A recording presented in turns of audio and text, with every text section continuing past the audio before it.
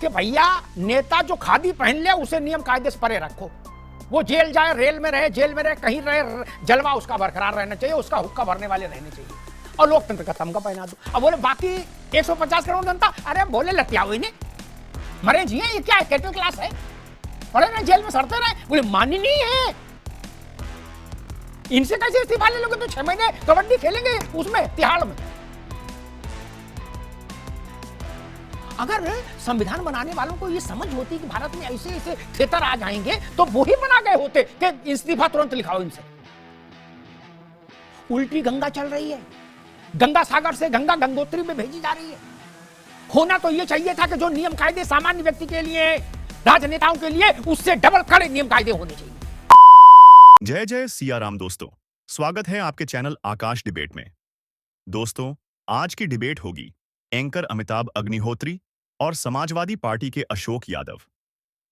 दोस्तों, हाल ही में अभी संसद में बिल लाने की बात हुई जिसमें अब कोई भी मुख्यमंत्री या नेता उसे पर केस हो या वह जेल जाकर आए, उसे अपने पद से इस्तीफा देना होगा।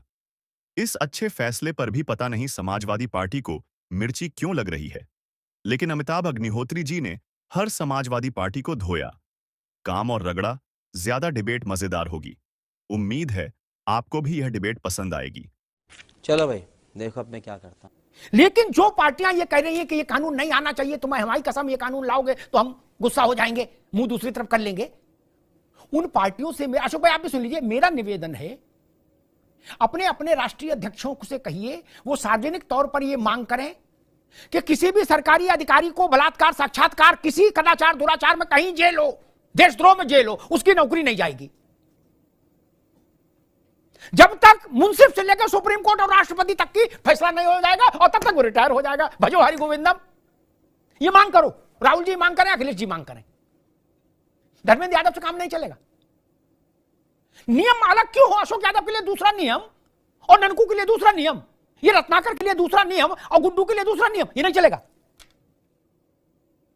सीधे घोषित कर दो, सरकारी चपरासी से लेकर कैबिनेट सेक्रेटरी तक 1 साल जेल रहे, 2 साल जेल रहे, 5 साल जेल रहे, मन की मौज है, नौकरी नहीं जाएगी, दफ्तर उसका बना रहेगा, कुर्सी बनी रहेगी, पानी हर दिन टेबल पर नया लगेगा गिलास। क्यों नहीं कर देते घोषणा? कानून बहुत खराब है, लोकतंत्र और जनतंत्र सबके खिलाफ है ना, तो जनता इसमें पिसती रहे कि ईडी किसी को भी गिरफ्तार कर सकती है, सीबीआई किसी को भी गिरफ्तार कर सकती है। तो अशोक यादव, मैं चाहता हूं ईमानदारी बरतो, ये घोषणा भी करा दो पार्टी अध्यक्षों से कि आज से ईडी, सीबीआई, पुलिस, आर्मी किसी को गिरफ्तार नहीं करेगी। क्या वो अब चुपचाप अदालत में चली जाएगी, कहेगी भाई रामलाल जी नटखट हैं, फिर अदालत सुनवाई करेगी, रामलाल जी की मर्जी होगी अदालत आएंगे, नहीं मर्जी होगी नहीं आएंगे, लेकिन एजेंसियां गिरफ्तार नहीं करेंगी। ये गजब बात है, नेता है इसलिए हमें नहीं गिरफ्तार करे, अमिताभ अग्निहोत्री को कर ले, कोई दिक्कत नहीं। बोले वो सामान्य आदमी है, उनके 4 डंडे मारो। आप बोले हम खादी नहीं पहन रहे, दिख नहीं रहा, पान खाए, मुंह में चूना, और हाँ उंगली में चूना लिए, गजब बात है यार। बाकी लोग भेड़ बकरी हैं क्या? उनको कोई भी गिरफ्तार कर ले, उनकी नौकरी चली जाए, लेकिन नेताजी पर आंच नहीं आए। अशोक जी, मैंने जो निवेदन किया उस पर जरूर उत्तर दीजिएगा कि जो आप अपने लिए विशेषाधिकार चाहते हैं, और कुछ कुतर्कियों ने यह भी सोशल मीडिया पर कुतर्क बेचने की कोशिश की कि मान लीजिए वो छूट गए फिर निर्दोष होके। अरे कुतर्क शिरोमणियों, ये बात तो सब पर लागू है, नहीं चपरासी पर भी लागू है, चीफ सेक्रेटरी पर भी लागू है। अगर निर्दोष होकर छूट गया तो सब पर लागू है, और सामान्य व्यक्ति पर भी लागू है। जो 20 साल काट के आया, हो सकता है सुप्रीम कोर्ट से वो एक्विटल हो जाए। न्याय की व्यवस्था ही है। अशोक जी, इसमें क्या समस्या है? एक समान कानून तो है देश में, कहां एक समान कानून नहीं? सवाल यह है कि एक समान कानून लागू क्यों नहीं, और एक समान कानून लागू नहीं होता है, इसके पीछे जिम्मेदार कौन है? नहीं, एक समान नहीं, सरकारी कर्म, फिर सुन लीजिए अशोक यादव, सरकारी कर्मचारी जेल जाएगा तो नौकरी से उससे जाएगा, एक समान कैसे कानून भाई? परमानेंट। आप गजब बात कर रहे हो महाराज, एक समान का कानून। मैंने इतनी देर से वही बात कर रहा हूं, आपने अंत में फिर वही कह दिया, पूरी रामायण खत्म होगी तो आपने कहा राम कौन थे, पहले ये बताओ। यहीं से तो मैंने बात शुरू की थी कि चपरासी है उसको जिम्मे कर दो, मंत्री जी नहीं जाएंगे, वो 2 साल कबड्डी खेलेंगे जेल में है, और मंत्री पद भी रखेंगे, और रेपिस्ट से फिजियोथेरेपी कराएंगे। क्यों? बोले वो मंत्री नहीं है। अशोक भाई, ये प्रश्न है। मैं आपके मूल सवाल पर ही आ रहा था अमिताभ जी। देखिए, आपने कहा मंत्री जी जेल में ये करेंगे वो करेंगे।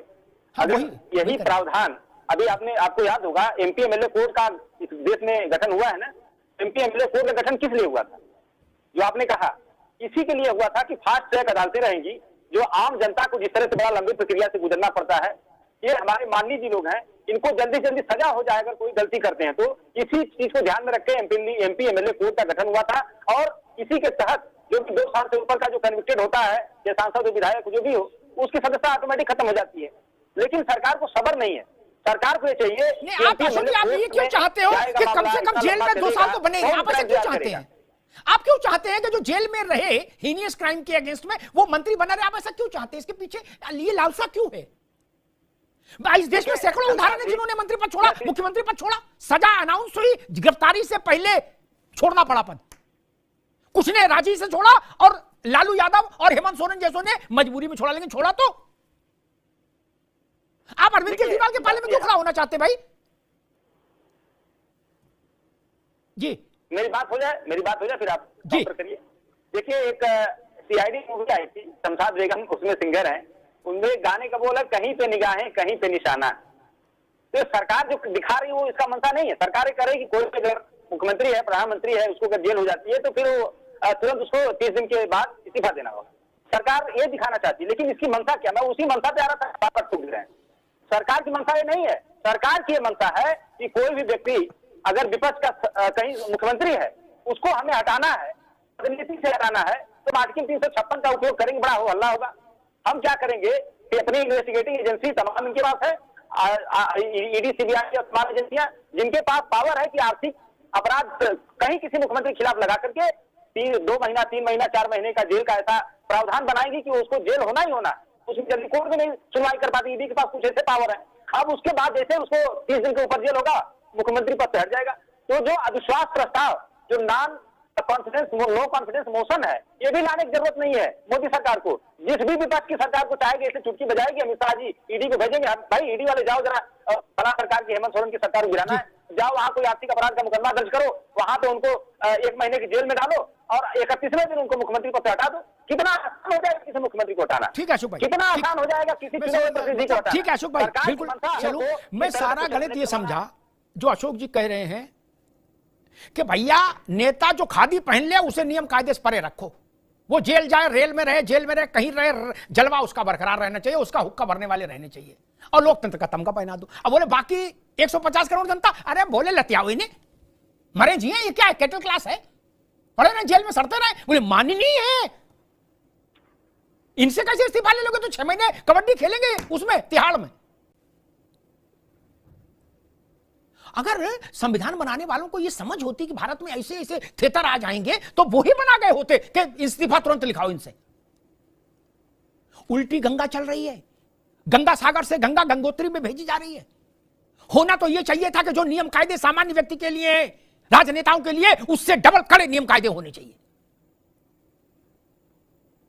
आप लोग किस थेतराई पर उतारू हो यार? अपने कदाचार के लिए शील्ड मांग रहे, कवर मांग रहे हैं,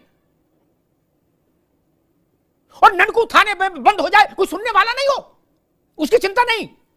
मेरे भाई ने, अशोक जी ने कहा कि मैं वो समझ रहा हूं जो शमशाद बेगम का गाना है, कहीं पे निगाहें कहीं पे निशाना। तब तो सारे कानून, सारी एजेंसियां बंद कर दें, सारी अदालतें। आप कभी भी किसी के लिए भी उठ के खड़े हो सकते हैं कि नहीं नहीं अमिताभ जी कहीं पे निगाहें कहीं पे निशाना। बोले सुप्रीम कोर्ट का फैसला है, बोले ना फैसला मत पढ़ो, कहीं पे निगाहें कहीं पे निशाना। तब तो सब बंद कर दे। ऐसा तो संभव नहीं ना, ऐसा संभव नहीं ना। और लोकतंत्र में नेताओं को अपना आचरण ऐसा रखना चाहिए कि जनता उससे प्रेरणा ले। यहां नेता क्या कह रहे हैं कि हमें जेल से भी सरकार में रहने दिया जाए, और जो भी कानून इसका उल्लंघन करने के लिए लाया जा रहा है हम उसके खिलाफ शोर मचाएंगे। जनता में क्या संदेश जाएगा? मैं देख रहा हूं कि कहा जा रहा है कि जिनके पास एजेंसियां हैं वही गिरफ्तारी करा सकते हैं। नहीं, अदालतों के आदेशों पर भी गिरफ्तारी होती है सौरभ, और अदालत में मुकदमा कोई भी ले खड़ा कर सकता है जाकर। उसके लिए ईडी, सीबीआई और पुलिस की जरूरत नहीं है।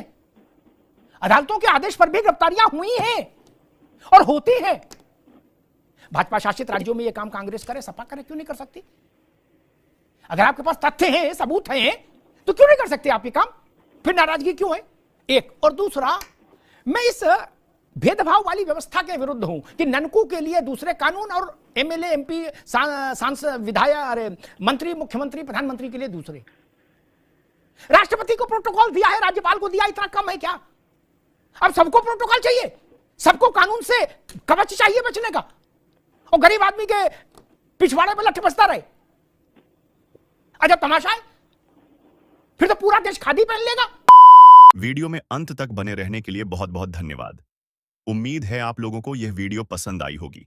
अगर वीडियो आपको पसंद आई है तो लाइक कीजिए, सब्सक्राइब कीजिए। इस तरह की वीडियो आपको देखना पसंद हो तो बेल आइकन जरूर ऑन कीजिए। तब तक के लिए जय हिंद, वंदे मातरम।